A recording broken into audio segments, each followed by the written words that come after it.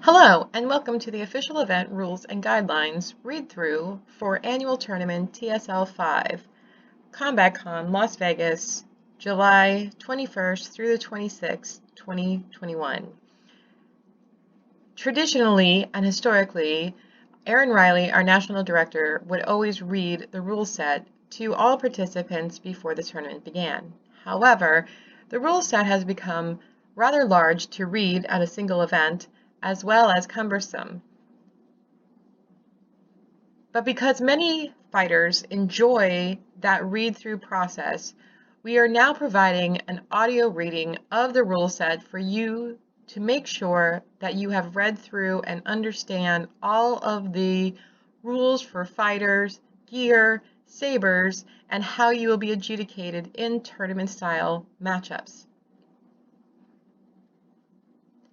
When you perform gear inspection and registration on Thursday, there will be a form that you will sign agreeing that you have reviewed the newest official events rules and guidelines, which in this case is version 2.0b. We would ask for you to either listen to this audio recording as you're going about your daily business before you attend the tournament, or stop the audio recording now and feel free to manually read through the Saber Legion version 2.0b rule set before attending annual tournament. If you wish to continue with this read aloud version, please enjoy. Official event. Rules and guidelines. March 31st, 2021. The Saber Legion, LLC. Version 2.0b. The Saber Legion, TSL, is a full-contact custom saber dueling organization. Due to the possible dangers of full-contact saber combat, all participants must waive any and all injury liability against TSL, its members, and any locations used for TSL events. Persons under the age of 18 must have expressed consent from their parents or legal guardians. Copyright the Saber Legion, LLC, March 31, 2021. Welcome to the Saber Legion. This document was created to address the growth of our organization while providing clarity with how events are organized within the Saber Legion, TSL. This document will also define the rules that pertain to the official TSL events. We have expanded far beyond our monthly meets and the annual international tournament to see official TSL events hosted nearly every month by our amazing charters. This document is to serve as a guideline for those organizing these events and those attending them. Our goal is to provide support and consistency to this thriving sport and make sure it continues to be within the scope and vision of TSL. First and foremost, this document is separate from the TSL membership and hold harmless agreement, as it applies only to the events approved by the TSL Leadership Council and is outside the scope of regular charter meets. As a reminder, every TSL member is expected to abide by the TSL membership and hold harmless agreement at all local charter meets and/or events.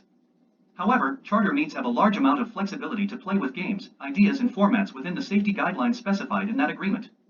The rules in this document pertain only to official TSL events outside of your regular charter meets. If any member plans on attending official events outside of their local charter meets, it is recommended that the member spend some time practicing with the following rules and guidelines. This way you are familiar with the rules and expectations that will be in place at these events. This document is by no means a final version. Just as TSL grows, this document will grow and change over the years to reflect new formats and rules updates as needed. Feel free to send any thoughts, ideas, and reflections about the current rules, what they do well, and what they can do better. It has always been a TSL goal to safely offer something for everyone within our budding community. The events being hosted by our incredible charters have made this possible much sooner and on a grander scope than we ever expected. If you can find a way to travel to any of these events, we urge you to meet with your fellow members. Your participation is what builds the TSL community around the world. Together we can truly be united through sabers. The Saber Legion, TSL. Below is an overview of the current list of possible official event types. When reaching out to the sports management team for event approval, please use the event submission checklist at the end of this document so you can easily specify what event type will be proposed. A. Annual International Tournament, currently held at CombatCon in Las Vegas. This annual event is held at the tournament level sparring as described in the TSL membership and hold harmless agreement. This event is held for the purpose of gathering the members of TSL together, meet one another face to face, and compete. This event will feature multiple contests, such as the Standard Saber International Tournament and the Exotic Saber International Tournament, and may run with varying rule set combinations as described later in this document. While prizes may be awarded, This event exists for the growth of our international community and to promote the sport of saber combat worldwide. Goals of TSL.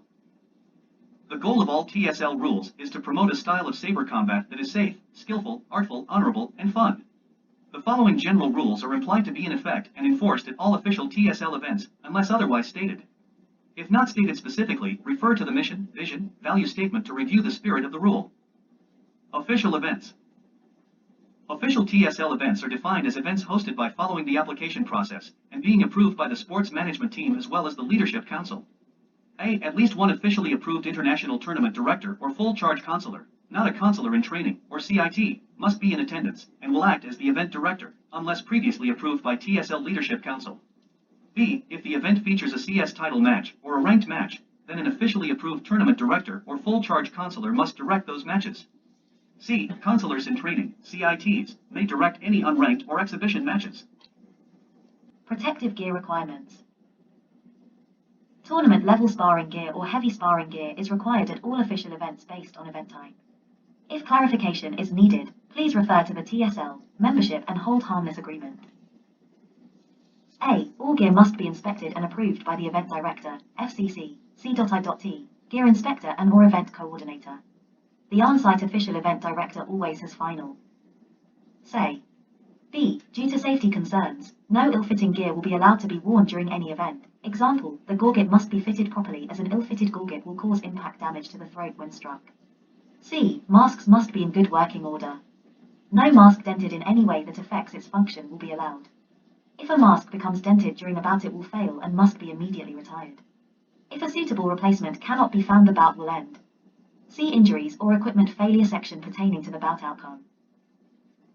D. All armor lacking clavicle protection, example, motocross jackets, battle hoodies, must have additional clavicle protection at any official TSL event that requires tournament level sparring gear to be used. Ring requirements. A. All bouts will be conducted with a designated area referred to as a ring. B. The area should be clearly marked off and free from any obstruction or materials that might cause accidental slips, falls, or present any danger to the fighter, officials, or any other event participant, example, wet grass, loose dirt, leaves, holes, etc. C. The ceiling height of the area must also be adequate so that all fighters are able to extend their saber above them without obstruction.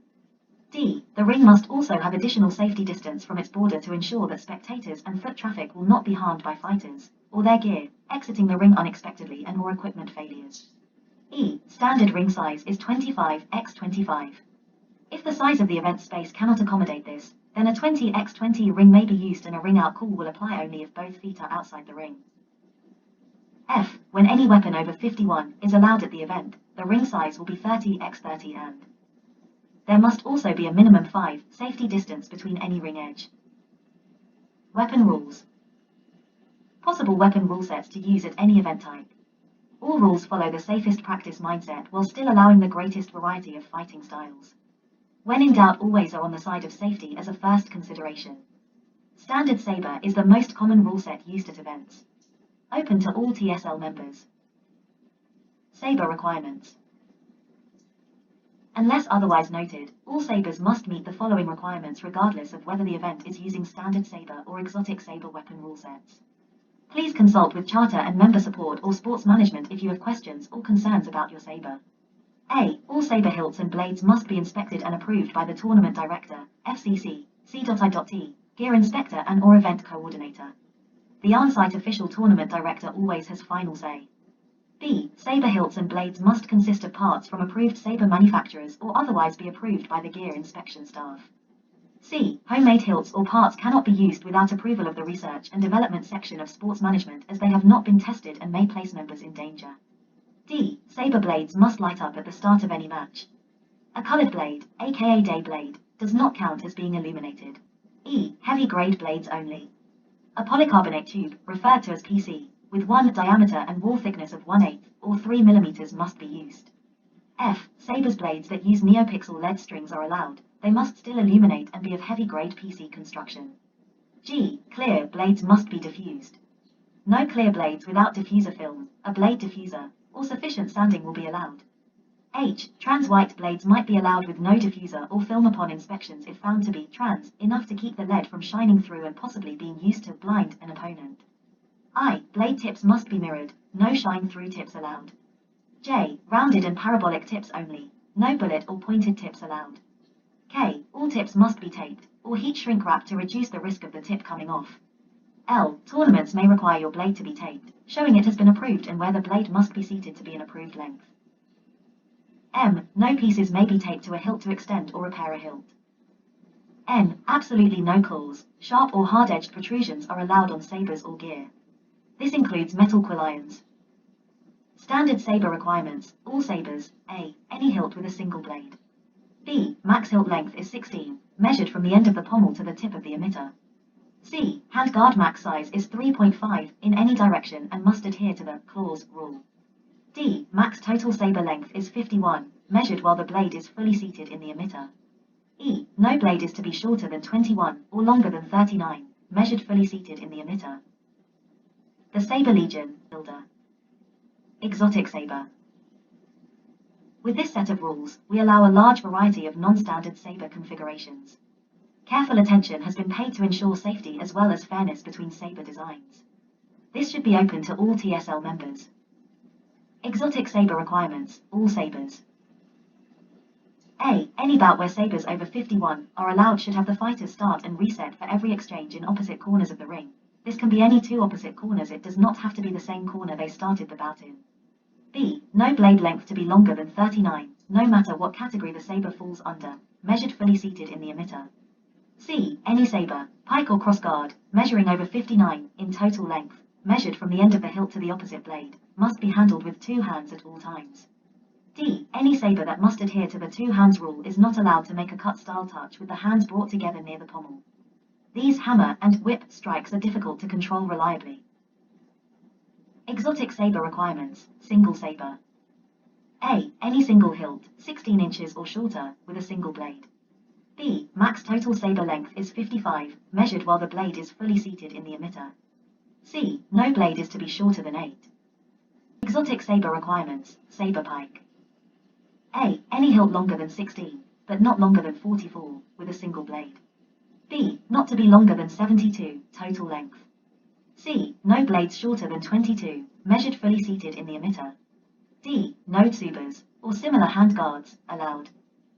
Exotic saber requirements, saber staff. A. Any hilt, not to be longer than 36, with two blades of equal length on opposite sides. B. Not to be longer than 82, total length. C. No blade shorter than 22, measured fully seated in its emitter. D. No tsubas, or similar handguards, allowed. Exotic saber requirements, cross-guard saber. A. Any saber hilt, not to be longer than 44, with PC quill irons, any length of the handguard, metal portion only, that exceeds the 3.5 standard is added to hilt length. B. If hilt is over 16, no blade shorter than 22, measured fully seated in its emitter. C. If hilt is 16 or less, no blade shorter than 8, measured fully seated in its emitter. D. Minimum PC quill iron length of 3, measured fully seated in their emitters. The only exception is if both quill irons have a flush blade plug, so only the metal portions are being used. Maximum PC quill iron length of 6.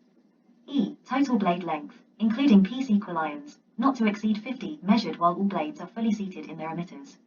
F. Not to be longer than 72, total length, includes quill irons and handguard excess. G. Quill iron tips must also be rounded. No bullet or pointed tips allowed. H. No additional tsubas, or similar handguards, allowed. Exotic saber requirements, dual wield. A. Any two sabers wielded at the same time. B. No single hilt to be longer than 16. C. Total length of both sabers not to exceed 84, measured with the blades fully seated in the emitters. This includes all saber blades and all quill irons if applicable. D. No blade shorter than 8, measured fully seated in the emitter, except for quill irons. See crossguard saber section for clarification on quill irons. Other exotic saber requests.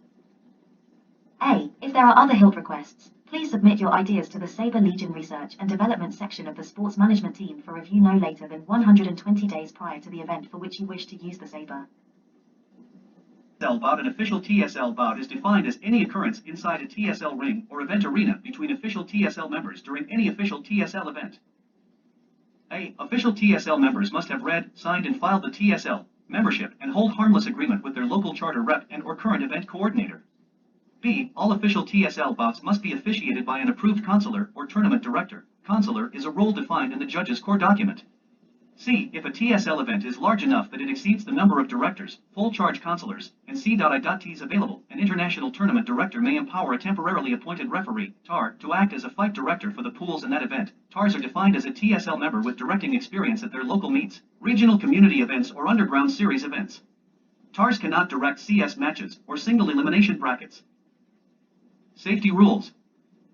A. The coordinator of any official TSL event will be expected to ensure EMT services to be available within minutes should an injury occur.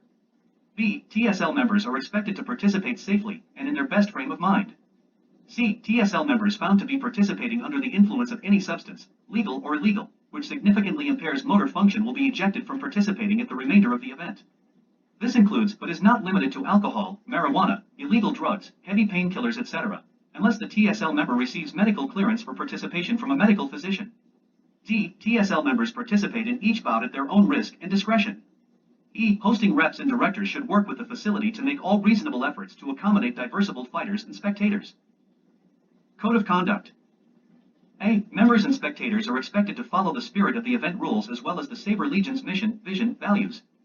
B. Members are expected to act professionally and respectfully to the officiating staff, participants, attendees, and vendors. C. Members should not throw gear, curse loudly, make threats to another, or engage in aggressive behavior during the event. D. While it is okay to be upset if you lose or perceive a bad call, all members are expected to demonstrate polite behavior and act accordingly. E. Members are expected to compete with sportspersonship and self-control. F. Every bout should maintain a polite quality to all involved. The breach of conduct definitions and penalties. A breach of conduct is defined when an action taken by any applicable event participant, TSL member or spectator, is against the rules and or the spirit of the rules at a TSL event. Below is a list of possible breaches and corresponding actions. A. Breach of conduct levels 1, verbal warning, warning given, points awarded as normal. 2. Yellow card, warning given, bout reset, point awarded to opponent. 3. Red card, forfeiture of current and all remaining event bouts. 4. Ejection from the event, spectators and TSL members alike. B. General breach of conduct 1. Any event participant deemed to be a danger to others will be given a yellow card warning.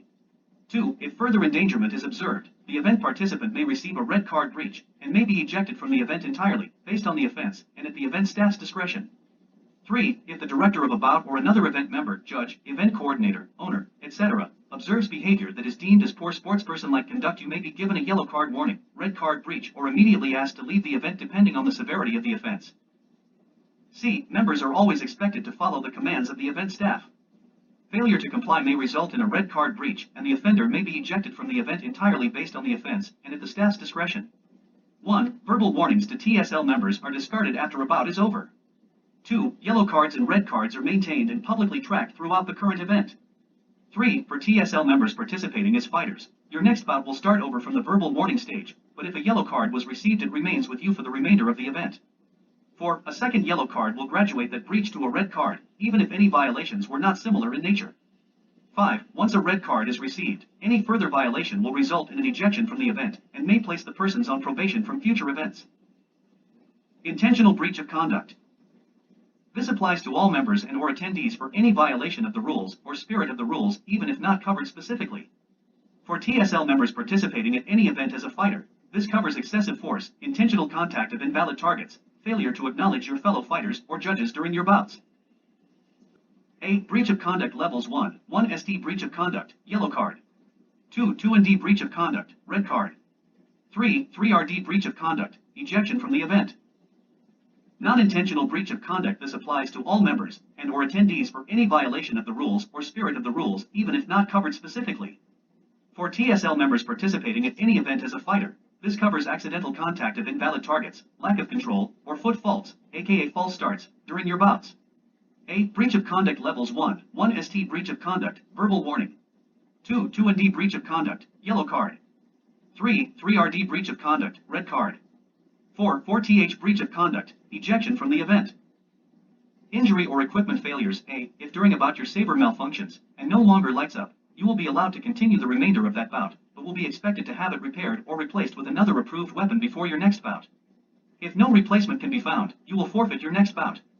B. If an injury occurs or any equipment fails, the injured participant, owner of the damaged equipment, any judge or member must call for a reset of the bout. C. The injury or equipment must be inspected and cleared by the match director to continue before the bout can resume. D. If the fighter, director, event organizer, or any on-site medical professionals deem the injury is too severe or the equipment cannot be repaired or replaced by an approved piece of equipment, the bout will be called. E. A medical or equipment malfunction hold must be resolved in a reasonable amount of time, director's discretion based on occurrence, around 2 to 5 minutes.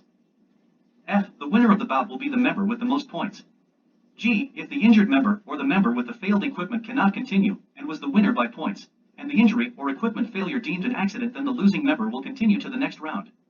H. If the injury or equipment failure is deemed to be perpetrated purposefully, then the perpetrator of the injury or equipment failure will forfeit all bouts and may be ejected from the event entirely depending on the severity of the infraction. The illegal techniques. A. Takedowns, grappling, kicks, pommel strikes, headbutts, hand checking, charging or other close combat techniques are not allowed. B. Incidental collision, shoulder bumping, etc. will not be penalized if it does not result in gaining an advantage.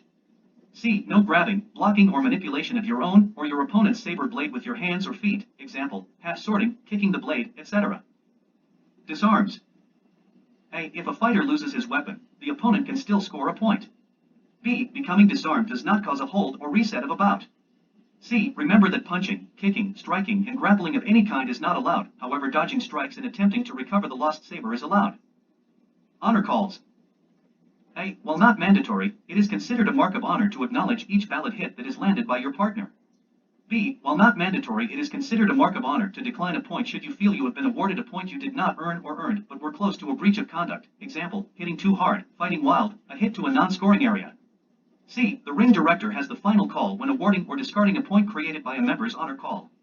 Do not argue with the ring director when declining or acknowledging a point, as the ring director's decision is always final. It is the ring director's job to sort out all point scoring and fight timing. D. Honor calls are different than self-calling touches, which should be occurring at local charter meets. Do not use this privilege to call out invalid touches, example, fingers instead of hands, or to argue with the judge's decisions. Continued unsportsperson-like behavior will result in a yellow card. Specific rules for tournament matches. A. TSL members fighting in any bouts during an event will be referred to as fighters. B. Fighters must use only the approved gear and sabers that were inspected prior to the event start, or any additional gear that was inspected and approved during the event. C. Fighters must have signed and submitted the TSL membership and hold harmless agreement prior to any bout, and a copy must be available for the event staff. This may require you to sign a new agreement for the specific event. Fighters must follow all regulations of the on-site event staff team. Ring summons. A. Fighters are expected to be aware of their bout times and be present to keep the event running smoothly. Fighters may receive a pool or time assignment. B. Fighters or fighters' pools will be called to the ring to begin their bout. Please listen closely as the event staff will announce who is next to bout and who should be gearing up to bout. C. At scheduled events, such as CS Series, please pay attention to whom is fighting, so you know when your scheduled fight will occur. D. Any member who is missing when called, unable to be located, or not adequately prepared to fight, when they are summoned for their bout, may forfeit the bout, on-site director's discretion. Line judges' duties before the match. A. The ring judging staff will give the fighters' gear a final inspection. B. The ring judging staff will give the fighters a designator of color, e.g. armbands, flags. C. The fighters will be referred to by the assigned color for the remainder of the bout. D. Once the designators are applied, the fighters will stay at the edge of the ring until called by the ring director. Bout introduction and starting the bout. A. The ring director will call the fighters to enter the ring and ask the fighters to acknowledge the judges by acknowledging the table. B. For pools, all fighters should acknowledge the table as a group at the beginning of the pool at this time only to meet requirements of sportsperson-like conduct. C. When the fighters acknowledge the table, it is considered an indication that they have read these rules and will fully abide by them. D. The fighters will then be asked to acknowledge their fellow fighter. E. The ring director will ask the fighters to take their place inside the ring and make sure they are ready to begin by asking fighters ready. F. The fighters should acknowledge verbally, or with an obvious physical cue to let the ring director know they are ready. G. Fighters are expected to hold their position in the ring until the word fight. H. Moving to engage or gain an advantage after the ring director asks, fighters ready. But before the word fight, creates a foot fault, a breach of conduct, and a hold. I. The ring director will begin the bout with the word fight. The timekeeper will also start the clock for the bout at this time. Bout exchanges. A. An exchange is defined as the time between the ring director's call of fight and any occurrence that stops the fighter's actions. B. An exchange is the only portion of a bout that fighters can score points. C. At the ring director's call of fight, the fighters are expected to attempt to score a legal point as determined by the event format. D. Fighters should not stop in action until the ring director calls a hold or reset. E. Exchanges are repeated until a winning scenario is reached. Bout holds. A. When a hold is called, the fighters will disengage out of quick striking range but remain in their current location in the ring and await the result of the hold. B. Once the hold is resolved, the ring director will once again ask, fighters ready, and then resume the action with the word fight. Bout resets. A. When a reset is called, the fighters will disengage out of quick striking range and await the results of the reset. B. Once the reset is resolved, the ring director will instruct the fighters to return to their starting positions in the center of the ring. C. The ring director will once again ask, fighters ready, and then resume the action with the word fight. Ringouts. A. A ringout is called when 1 foot of any fighter completely leaves the ring barrier. B. Once the ringout occurs, no points can be scored, and a reset is called. C. If a valid touch occurs at the same time as the fighter steps out of the ring, then the point may still be awarded. Line judging and scoring points. A. This is a brief outline of what takes place when the judges see a valid touch. For more information, refer to the Certified Line Judge Training Academy online group. B. When an exchange appears to result in a valid touch, the line judges will look down and C. Lift the baton or flag that matches the color of the winning fighter. With the other flag or baton, the line judge will point at their own body, to the location where they saw the valid touch. D. If they saw a safety infraction or invalid touch, they should raise both batons straight overhead. E. If they saw a simultaneous score, they should cross both batons directly in front of them. F. The ring director will call hold when a valid touch is seen. G. If a line judge has not seen a valid touch or it is unclear as to what caused the hold call, the line judge should look down and point both batons straight down. H. The ring director will then take stock of the awarded touch by the line judges, consider what they saw, and verify the touch with the line judges if needed. I. The ring director will then convey the result to the table by awarding a point and or communicating the outcome. J. The scorekeeper will then advance the fighter's score per the ring director's award. K. The ring director always has final say in the points awarded and is the only voice that can award a point to the table. Switching sides. A. When the first fighter in a bout reaches half of the total points of a winning score, example, 5 of 10 or 4 of 7, the table judges will inform the ring director to initiate a reset and ask the fighters to switch starting corners. B. A reset to starting positions, in the opposite corner, should still occur even if the fighters have already switched sides during the bout engagements. Winning scenarios. A. The first fighter to reach a winning score for the event will be awarded the bout win. B. If the timer expires before the winning score is reached, then the fighter with the highest score is awarded the bout win. C. In the event of a tie, there will be a sudden death round. D. The ring director will announce the final outcome of the bout. Sudden death round. A. In the event of a tie at the end of a bout, there will be an extra round. B. See bout time rules for round length and specifics. C. If a valid point is not scored by the end of the sudden death round, both fighters will be given a loss for the bout. Bout conclusion. A. The ring director will ask the fighters to enter the ring and acknowledge one another. B. The ring director will ask the fighters to acknowledge the table before leaving the ring. C. Failure to acknowledge an opponent or the table may end in the forfeiture of the bout, even if that fighter was just announced the winner. If this occurs, the losing fighter of that bout will be advanced in the offending fighter's stead. Bout touch rules. With the growth of TSL, we are expanding our explanations of valid touches to help all fighters achieve the maximum opportunity for varied exchanges while in the ring. First, light touch. This is the main set of rules for TSL scoring during bouts. The logic behind the rules embraces the idea that a saber would not require much effort to deliver an incapacitating blow. Even a simple graze could potentially remove a limb. Valid touches. A. Any contact of a fighter's blade onto their opponent's body or armor during an exchange is considered a touch, no matter how light. B. A touch can be described as either a cut or a thrust. C. A cut is defined as a touch where the side of the blade makes contact. D. A thrust is defined as a touch where the tip of the blade makes contact. E. A valid touch to a valid target area will score 1 point. There are no additional points awarded or weighted targets. I. Valid targets 1, thrust and cut targets 2, front and side of the head. 3. Body, chest, shoulders, upper back, ribs. 4. Arms, upper arm, elbow, forearm, wrist, back or palm of the hand. 5. Legs, knee, shin. 2. Cut only targets 1, abdomen. F. Lower back. G. Thighs. Red area alert, no touch, whether a cut or thrust, that lands on these targets will award points. Invalid touches. A. Any touch after the first light touch is recognized will be considered an after blow and will not be recognized. First contact always wins the point no matter how quick, loud, or largely the after blow may land. B. If a fighter deliberately strikes an opponent well after a touch is recognized, it will be a breach of conduct. C. Any touch to an invalid target will result in 0 points and possibly a breach of conduct. Ring director's discretion.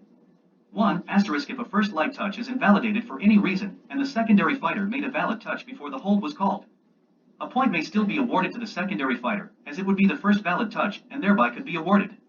D. Any touch that is considered excessive force, ring director's discretion, will be thrown out, and may be considered a breach of conduct. E. Any touches that land in the same moment, ring director's discretion, will be considered simultaneous touches. F. Simultaneous touches will award no points to any fighter for the first 2 occurrences in any bout. 1. On the 3rd occurrence, and all simultaneous touches after, a point will be deducted from both fighters. 2. If any fighter's score reaches 0, no points will be deducted from either fighter for a simultaneous call. Invalid targets. A. They are excluded for safety concerns. B. If the touch is intentional, ring director's discretion, it will result in a breach of conduct. Table judges should denote all warnings or cards awarded to fighters. C. Neck/throat. D. Back of the head. E. Groin. F. Ankles and or feet. G. Fingers and thumb. H. Hilt. Bout time rules. With the growth of TSL, we are adding new ways of keeping time, helping to organize and control event times and guarantee the fighters maximum opportunities for varied exchanges while in the ring. Of course, keeping the classic TSL total bout time format as a standard is assumed. Total bout time. A. Total bout time runs the clock from the ring director's first command of fight through the timer expiration. B. Standard time is 5 minutes. This can be adjusted per event need. C. Score to create a winning scenario is 10 points. This can be adjusted per event need. D. Holds will not stop the timer. E. Resets will always stop the timer. 5-point reset, safety reset, ring outs, etc. F. Table judges will announce loudly the remaining time increments at 1 minute, 30 seconds, and when time expires. G. Sudden death will have a timer of 1 minute, and an attempt to score must occur in the first 30 seconds, or both fighters forfeit. Guaranteed fight time. A. Guaranteed fight time will only run the clock during an exchange. B. The clock must stop at every hold, reset, safety call, gear failure, injury, ring out, etc., any action that causes the fighters to disengage with a ring director's or judge's command. C. Standard timer is 2 minutes and 30 seconds. This can be adjusted per event need. D. Score to create a winning scenario is 10 points. This can be adjusted per event need. E. Table will loudly announce the remaining time at increments of 30 seconds, 15 seconds, and at 0 seconds the table will call for a final exchange. F. When the table judge announces final exchange, the fighters continue fighting until an event occurs that would cause a hold or reset. G. If no attempt to score has been made in a reasonable amount of time after the final exchange call, ring director's discretion, then the ring director will end the bout with no point awarded. H. Once the final exchange resolves, the bout is over. If a tie, then sudden death occurs. I. Sudden death will have a timer of 30 seconds. Community Championship Series and International Events. Variant rules for regional, community, championship series and international events. A. Any event can employ variations of the rules if they are 1. Articulated to first in the request to host an event by the event organizer, director, and the fighters involved in the bouts prior to the event end.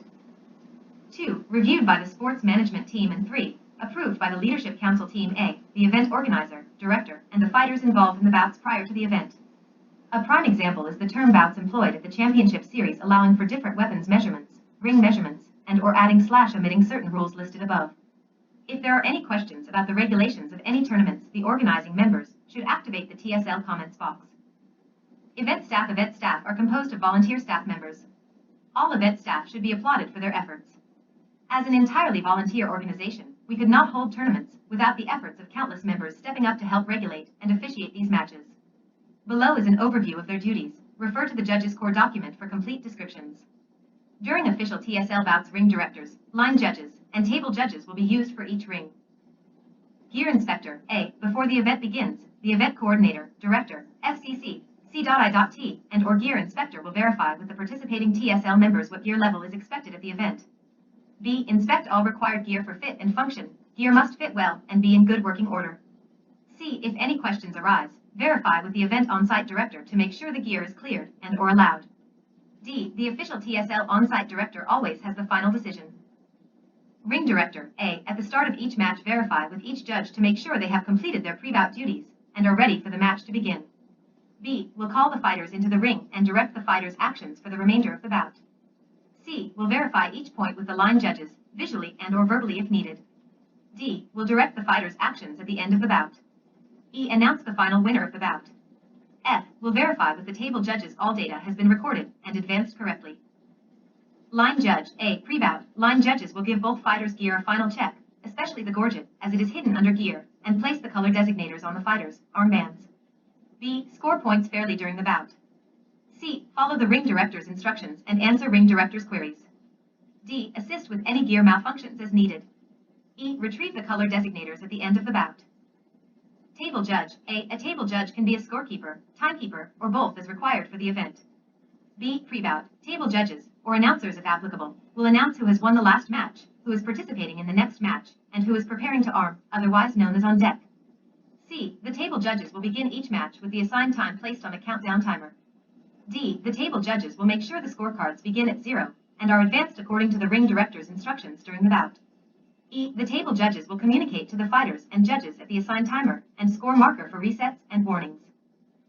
The table judges will communicate the time and/or score to the judges or fighters when verbally asked. G. Record all final bout information as needed for the event. Advance the fighters to the appropriate bracket positions, recording any warnings or cards issued to fighters, and reset the timer and scorecards for the next bout. Contacting TSL leadership. A. If you have any questions, concerns, or feedback regarding these rules, you can contact TSL directly through our electronic means. B. General questions. Please contact the TSL comments box. It will be directed to one of the following teams that oversee and manage the different aspects of the Saber Legion, LLC. Administration Team Lead, Amy Thurston Charter, and Member Support Team Lead, Jared Graham Community, Diversity, and Inclusion Team Lead, Jimmy Sauerlife Finance Accountability Team Lead, Ruth Marie Hodge Media and Marketing Team Lead, David Lautenslugger International Relations and Support, Gabriel Paz Owners Team, Charlie Cummings and Aaron Riley. Sports Management Team Lead, Melody Graham.